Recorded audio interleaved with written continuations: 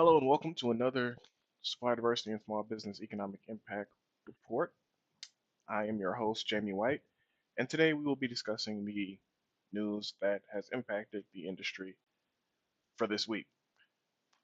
As always, please like, subscribe, comment on the video, and share with your family, friends, and anyone who you think would be interested in this information. To start off, Brexit has finally brought down Theresa May. That's actually a pretty rough title, but at the end of the day, it is true. Theresa May did announce her resignation earlier today. I literally just added this. This was the last article that I added before I started today's or this week's review. But obviously, one of the most important, the most important thing that happened this week, in my opinion.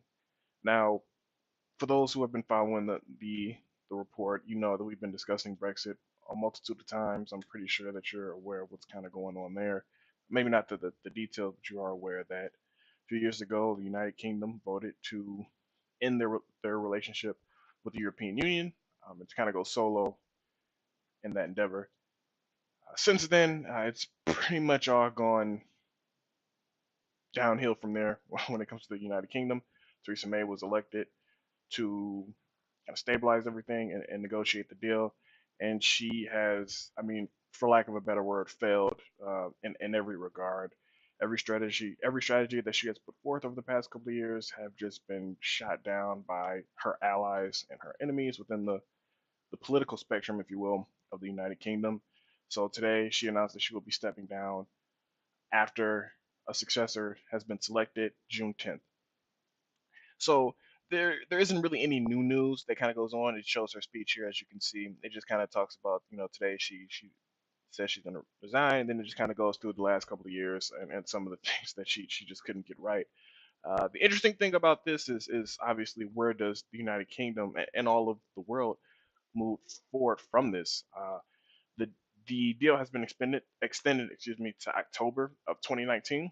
So that's now where the European Union has given the deadline for the United Kingdom to negotiate a deal. The new person or new prime minister that people are expecting to be elected is Boris Johnson. Now, if you're familiar with Boris Johnson, he was kind of the person who spearheaded the whole Brexit idea and the whole, hey, we need to, separate from the European Union and do our own thing. Then, when it came time to the votes happening and the selection of the new prime minister, he bowed out for whatever reason. Um, if he saw this coming, i.e., the next prime minister wouldn't be able to get anything done, I mean, that was politically a genius move on his part, to be completely honest. But now it seems as if he's the most likely candidate currently after turning it down the first time. So will Boris Johnson be able to take the helm to make a deal? We'll see.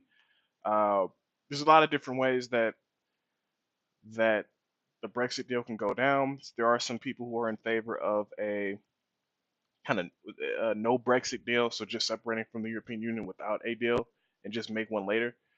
I'm, I'm not even going to get into politics. Like I don't really know exactly how that would benefit the the United Kingdom exactly. I don't know, if that's negotiation wise a better move for them. I really don't, but it doesn't sound like you'd want to do that without some type of without some type of trade deal in place. But we'll see where they go from here. Obviously, this is huge news on the global scale, especially when it comes to Europe.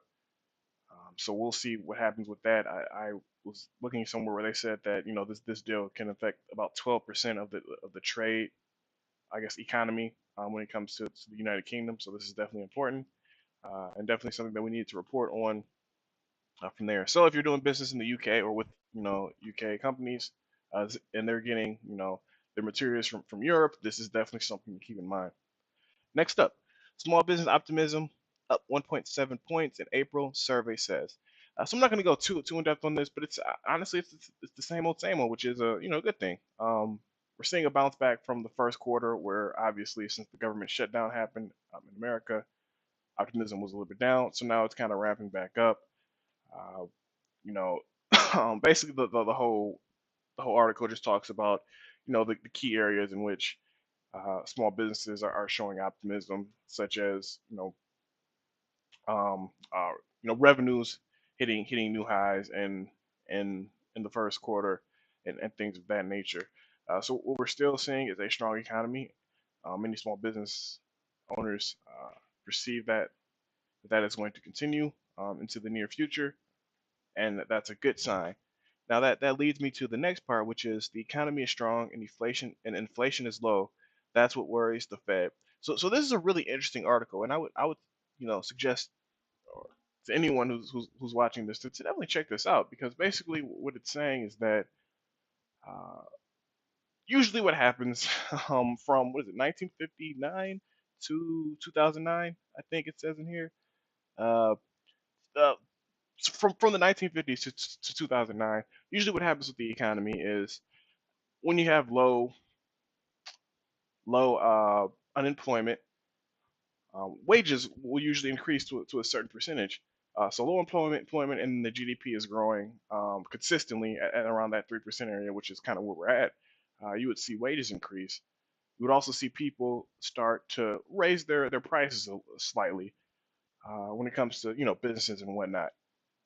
um, what we're seeing is the exact opposite. So although GDP has increased, unemployment is low, wages are not increasing the way that people normally see them, and in addition to that, prices for goods and services are pretty much keeping steady.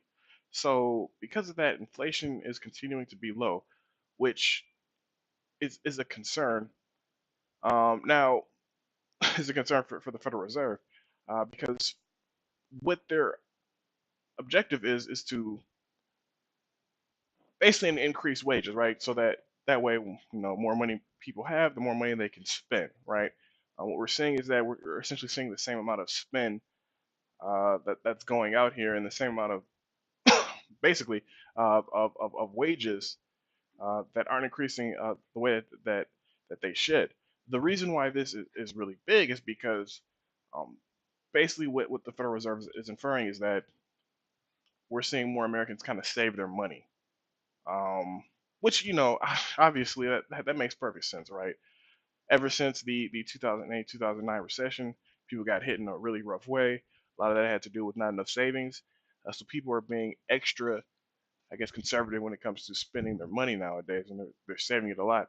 So that's really not a good thing um, when you think about the prospects of any type of economic slowdown, because the economy slows down and everybody most likely will be it will pull their money out of the economy quicker this time because of what happened in the past, and if that happens, that could lead to a worse recession than it was in the past. I hope that makes sense. But so that's just essentially um, some of the fears that the Federal Reserve has right now, because things aren't growing the way that they should.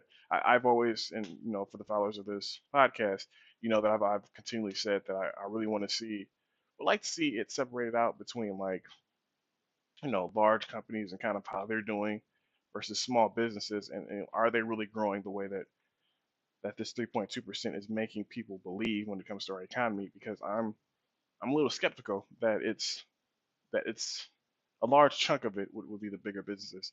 And in addition, there's also a ton of other things that have been done that you would think would have increased inflation, so that it could show that more people are spending dollars, including the tax cuts. Obviously, was a big one, taking away and decreasing the amount of regulation for government.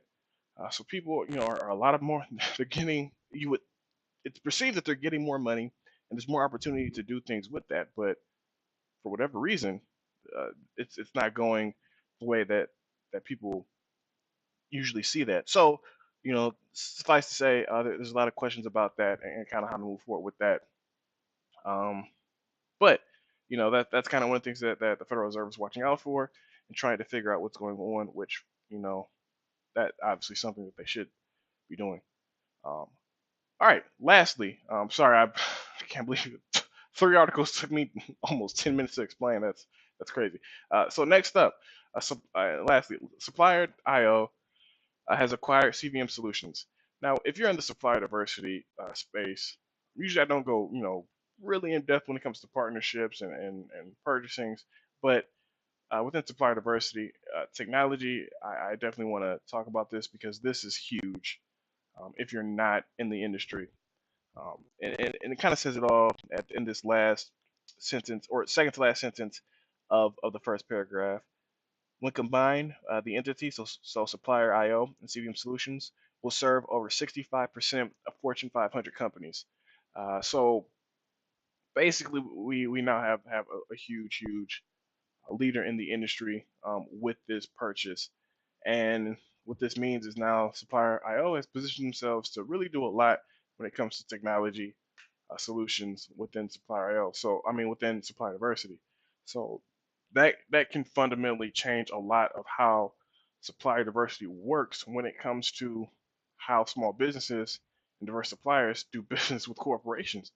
I so it's going to be interesting to see kind of how that goes moving forward. But I definitely wanted to mention this just because, obviously they're over 50% of the market now, and 65%. I probably don't expect them to grow very soon, and it's definitely something that I wanted to talk about beforehand or right now. So, with that being said, sorry, I try to keep it under 10 minutes and I just keep, I always end up talking way too long. So, sorry about that. But if you, stuck with us, I appreciate that. As always, please like, subscribe, comment on the video, and share with your family, friends, and anyone who you think would be interested in this. With that being said, thank you and have a great day.